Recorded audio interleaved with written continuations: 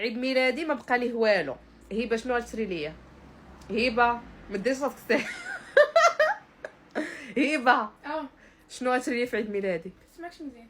هبه شنو غتشري لي في عيد ميلادي؟ شوف انا بغيت شي حاجه زعما، انا بغيت الذهب اول حاجه.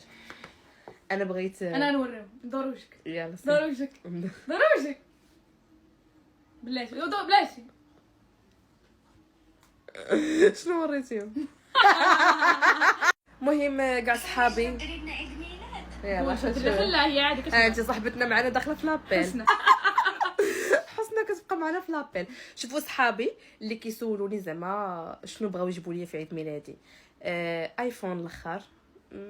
وكره حتى هاد ستوري هذه وريتي هذيك اللي وريتي دابا. سكرينيتي.